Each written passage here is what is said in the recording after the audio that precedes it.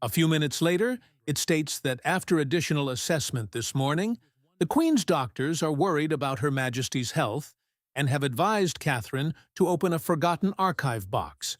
Instead, she discovered a sealed letter with Diana's handwriting that had been untouched for years and was marked with one name that could still shake the monarchy: Camilla. At that moment, the room changed from a quiet, private review to the moment she broke her silence, forcing the palace to confront a memory it had spent decades trying to conceal. Make sure to subscribe so you don't miss any updates before we delve further into what this actually implies for the royal family. Catherine refrained from grabbing the envelope. She gazed at it as though touching it would let loose something that the walls could no longer contain. During an assessment of Diana's possessions, the archive box, a sealed storage container meant to preserve royal papers and effects, had been brought forward. There had been no danger associated with the task.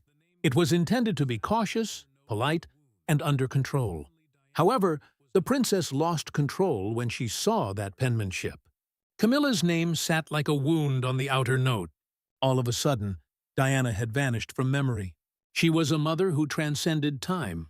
William stood next to her, his silence frightening Catherine more than words could have.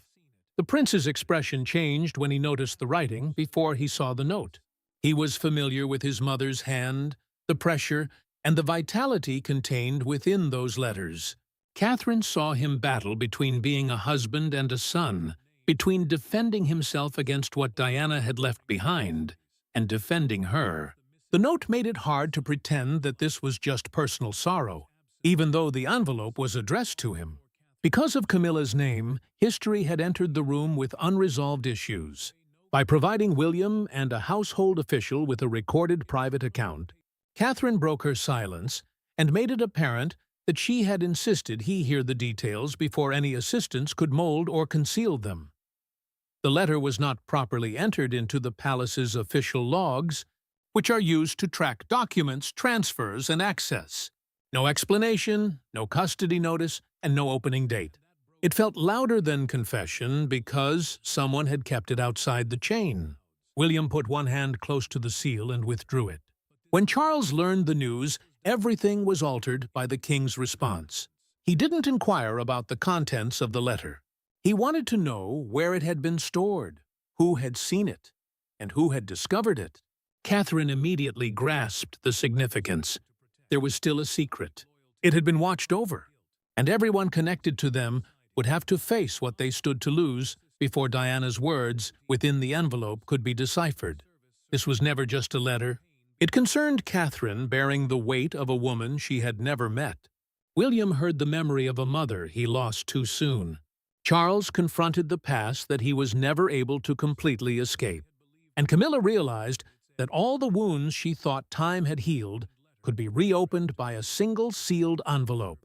Old anguish turned into a real threat one afternoon. Before anyone could say another word, Catherine sensed the weight. She was aware that Diana was more than simply a name mentioned in documentaries or recalled on anniversaries. William's missing heartbeat was Diana. Long before Catherine ever stood next to him, the prince was fashioned by his mother's absence. This made the envelope risky, in a sense that neither a palace statement nor a crown speech could be.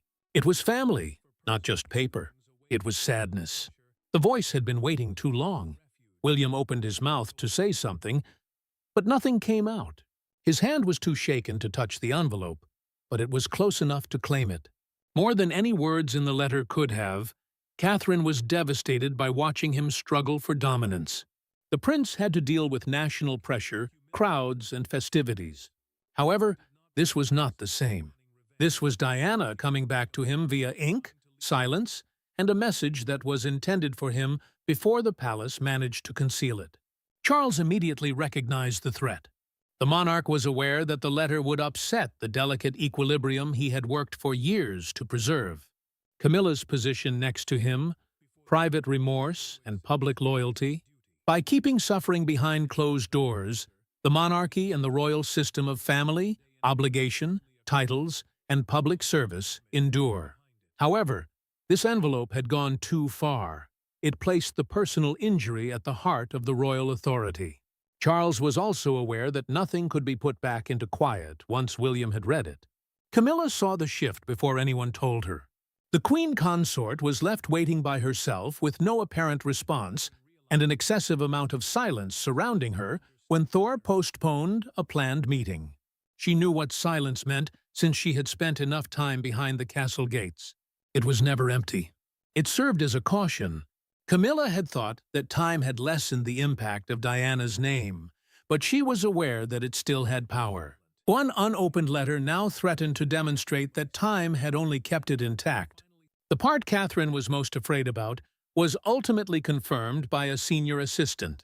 The archive box used to be restricted, so only certain palace officials could access it or even be aware that it existed.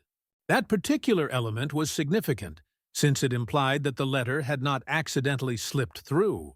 A decision had been taken by someone. William had not received Diana's message because of someone. Catherine felt the ache intensify as she glanced over the outside message once more. Officials were not the intended audience. It wasn't written with history in mind. It was written with family in mind. The stillness was harsher because of that fact. Catherine could see why William's expression had changed. Why had Camilla been left outside the room? And why had Charles been icy? Diana had written from a location that the palace was unable to control. There was now cause for concern for everyone associated with the envelope. One question seemed unavoidable the more Catherine studied it. Why had Diana decided to write about Camilla at that particular time? The envelope by itself did not contain the solution. It started with a previous incident that the palace had attempted to forget. One private royal meal had altered everything years before Catherine discovered the package. There was no scandal in the public eye. It wasn't a speech. Behind closed doors, it was a silent, awful moment. Diana came to see Camilla as a force that was actively influencing royal life, rather than just a whisper on the periphery of her marriage. That evening served as the catalyst. Before anyone could conceal the name, Diana saw it. On an internal seating note, Camilla had been seated next to Charles, and the straightforward arrangement of those names was more hurtful than any public slight. Suddenly, high rove Charles's private country estate, which was frequently utilized for intimate get-togethers away from royal pressure, felt less like a haven and more like a cautionary tale. Diana knew the meaning of the note. It did more than only put Camilla close to him. It put the queen consort in a position that Diana had previously thought was still hers to defend. Diana didn't confront Charles until the supper was over. When she discovered him away from the visitors, she inquired as to whether the family expected her to act as though she had seen nothing. The heir to the throne at the time, the Prince of Wales, was slow to respond. She was more hurt by that reluctance than by a denial. Charles was aware that seating was not the only issue. It has to do with dignity. It concerned whether Diana's suffering was significant when it jeopardized the comfort of the royal family. Shaken, humiliated, and enraged, Diana went back to her room.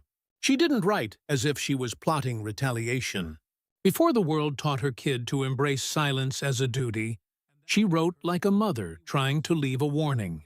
William was the child she feared would one day inherit not only a crown, but also the emotional harm concealed behind it. So his name was added to the folder. She kept the letter as a confidential document, her method of stating out loud what no one in the house wanted to hear. In a documented private family story given during the archival examination, Charles later recalled that evening with obvious distress. Without saying anything, the monarch acknowledged that Diana had left the supper early and had never looked at him the same way again. He recalled the hallway. He recalled her query. He recalled the awful silence that followed her departure. That recollection was significant since it demonstrated that the letter was not the result of confusion. It originated from a specific wound. It was never sent by Diana. She put it in a secret folder labeled "For William's Future," which implied that it would only be opened when he was old enough to comprehend the suffering expressed in the lines. Later, that folder was transferred into storage by a royal assistant, and storage turned into disappearance.